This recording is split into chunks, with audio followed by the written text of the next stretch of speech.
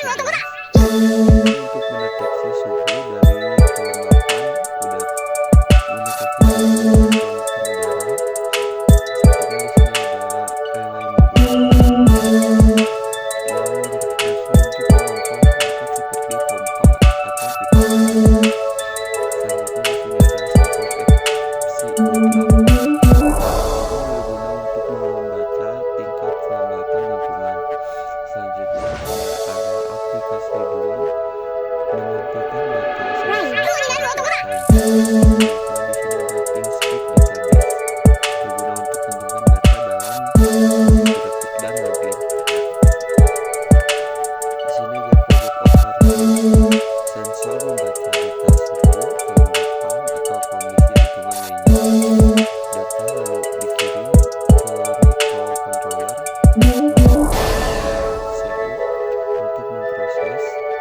Jika nilai sensor melewati batas tertentu, relay akan aktif untuk menyalakan atau mematikan sensor.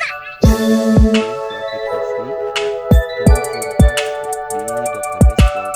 Pengguna bisa memantau semua data melalui smartphone secara real-time.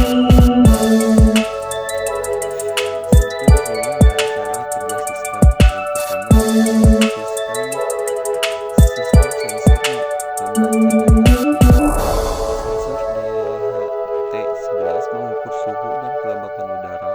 Lalu sensor FC membaca FC28 membaca kelembapan lingkungan, misalnya tanah dan media tertentu.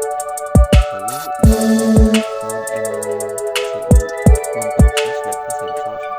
Data dari proses sensor dirubah jadi digital. Lalu Node MCU membandingkan hasil yang sudah ditentukan. Selanjutnya di sini ada kondisi diproses oleh logika kontrol. Jika aplikasi melewati batas, misalnya terlalu lemah atau terlalu kering, maka relay akan aktif. Relay ini bisa dinyalakan atau dimatikan. Alat seperti pompa, atau lampu otomatis. Data dikirim ke aplikasi database dan MCU mengirim data ke menetapkan secara real-time. Secara bersamaan, data disimpan di SSP database sebagai log dan diupload. Terakhir di sini ada monitoring real-time dari smartphone. Pengguna bisa menilai suhu, kelembapan, dan status alat apakah itu dari aplikasi. Jadi kalau alat aktif, di aplikasi juga akan muncul statusnya berubah secara otomatis. Ada tampilan aplikasinya.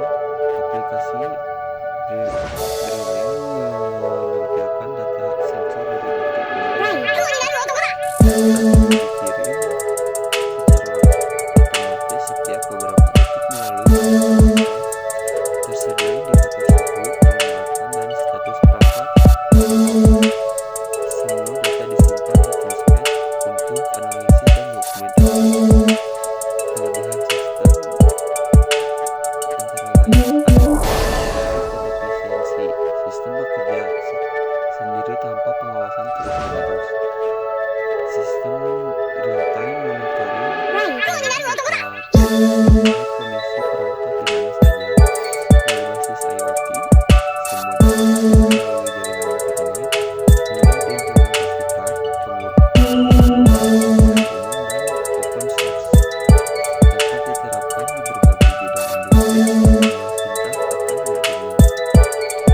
Hasil pengujiannya, sistem mampu membaca data secara akurat.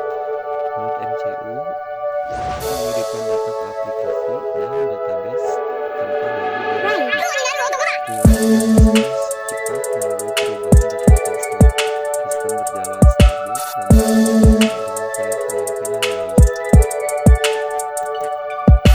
Di sini ada pengembangan selanjutnya, integrasi dengan Google Assistant untuk suara, lalu menambahkan fitur notifikasi otomatis melebihi batas aman, menggunakan data